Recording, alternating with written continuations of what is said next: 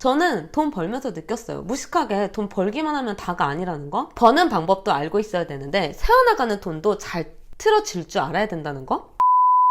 안녕하세요. 10년차 프리랜서 이은지입니다. 제가 10년 동안 프리랜서 생활을 하다 보니까 사람들이 퇴사해도 좋은지 저에게 많이들 물어보세요. 근데 제가 예전에는 회사 생활 힘들면 그냥 나와 이렇게 말을 많이 했었는데 요즘에는 가급적이면 퇴사는 하지 말라고 말씀드리는 추세입니다. 근데 그럼에도 불구하고 여러분들이 회사를 꼭 나오고 싶다, 지금 나는 퇴사 아니면 답이 없다, 그런 상황에 놓여있다 하신다면 제가 여러분들께 반드시 준비해야 될 3가지만 말씀을 드리도록 할게요. 첫째, 돈 나올 구멍은 반드시 2개 이상 만들고 나와라. 10년간 프리랜서를 하면서 돈을 어떻게 벌었냐면, 처음에 프리랜서를 시작할 때는 돈을 잘 못 벌었어요. 그러다가 어플리케이션 비즈니스를 하는 덕분에 2년차 때부터 제일 많이 벌었을 때가 한 달에 한 1,680만 원? 근데 이제 그게 최고치를 찍은 거였고, 그 이후로는 앱 기획, 영업 일을 하면서 한 달에 한 300, 500씩 이렇게 벌다가 그 일을 접으면서 다시 수익이 빵원으로 돌아왔어요. 그러다가 보도자료 작성, 블로그 포스팅, 기획서 만들기 이런 일을 하면서 조금씩 수입을 올렸는데, 그때도 저에게 돌아오는 수익은 한 달에 8만원? 제 차비보다도 못한 상황이었죠. 그래서 그때 당시에는 막 구멍난 옷 꿰매입고 엄마가 사준 원피스 1년 동안 맨날 똑같은 옷 입고 그랬던 것 같아요. 그러다가 카드뉴스라는 콘텐츠를 기획을 하면서 제 SNS 채널을 만들게 되고, 콘텐츠 하나가 터지니까 내가 얼마를 받으면 좋겠다라는 감을 잡게 된 거예요. 그 시점부터 돈을 벌기 시작해서 100만원, 200만원 벌다가 700만원, 1000만원 이런 식으로 확 갑자기 점프를 해버렸죠. 이게 또 프리랜서들은 쉽게 착각하는 게 자기 몸 갈아서 일하는 거를 아무렇게나 생각하시면 안 되거든요. 저 같은 경우는 물이 들어오니까 막 노를 저었어요. 왜? 나 너무 가난하고 힘들었으니까 돈 잘 벌고 싶은 거예요. 그래서 열심히 저한테 들어오는 일을 다 받아서 하다 보니까 갑자기 녹아 부러져 버렸네?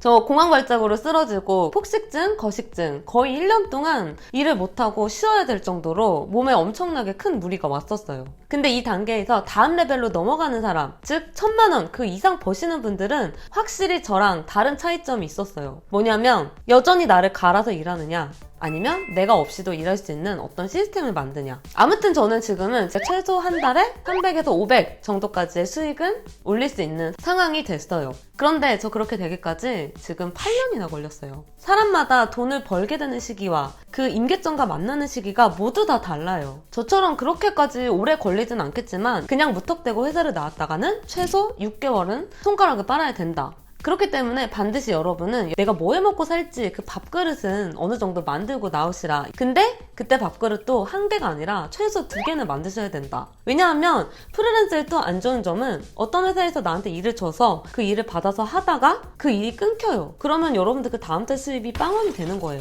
그렇기 때문에 내가 이쪽에서 일이 끊겨도 또 다른 창구에서 돈이 나오는 그릇이 하나 더 있어야 된다. 그래서 이 그릇이 여러 개일수록 좋겠죠. 근데 그럼 이 그릇을 도대체 어떻게 만드냐?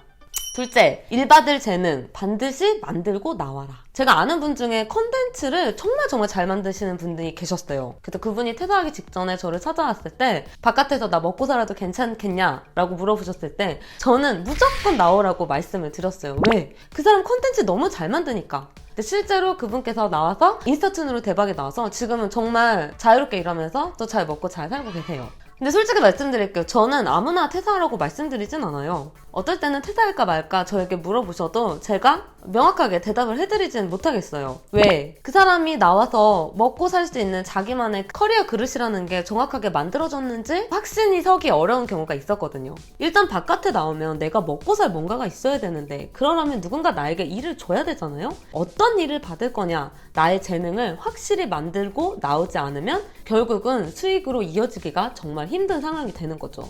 그렇다고 여러분이 큰 부담감을 가질 필요는 없는 게, 나에게 천지가 개벽할 큰 전문성이 필요하냐라고 묻는다면 아니요.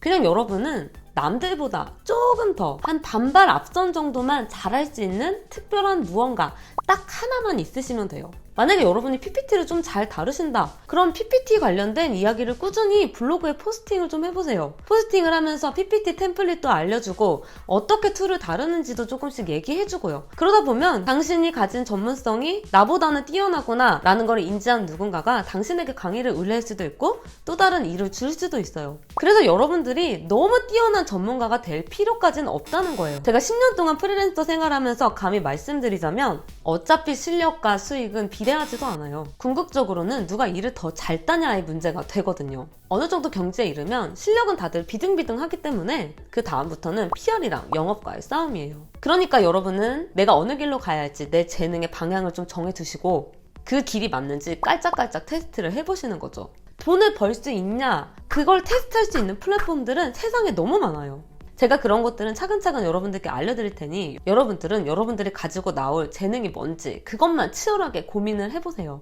셋째, 돈이 되는 정보는 끌어모으고 돈이 새는 구멍은 틀어 막아라. 저는 프리랜서 초창기 때 운이 좋게 정부 지원 사업에 합격을 해서 제가 정부의 지원을 받으면서 어느 정도 제 비즈니스를 할 수 있게 됐어요. 꼭 창업을 하지 않더라도 프리랜서도 사업자 등록증을 내실 수가 있어요. 그러면 여러분도 공모전이나 각종 정부 지원 사업도 지원을 하실 수 있게 되시는 거예요. 저 같은 경우는 지금도 꾸준히 관련 정보를 모으는 편인데 지금 받아보고 있는 뉴스레터의 경우에 초기 창업자가 참고해야 될 정보들이 뭐가 있는지 어떤 공모전들이 있는지 꾸준히 저한테 메일이 날라와요. 특히 제가 최근에 되게 좋았던 게 저 같은 경우에 이제 강남구에 사업자를 내놓고 있었는데 알고 보니 인턴 월급의 절반을 지원을 해준다고 하더라고요. 이렇게 돈이 되는 정보를 꾸준히 잘 모으는 것도 정말 너무 중요해요. 또 세금 관련해서도 가급적이면 여러분들이 얼마를 버는지 앞으로 얼마의 지출이 예상되는지 잘 알고 계시는 게 좋아요. 저 같은 경우는 세금 폭탄을 맞은 경우도 있고 그 이후로 노란우산공제나 핸드폰 요금 이런 것들을 경비 처리 받을 수 있게 돼서 나중에 환급을 189만 원까지 받게 된 경우도 있어요. 제가 세금이랑 이런 쪽에 너무 약해서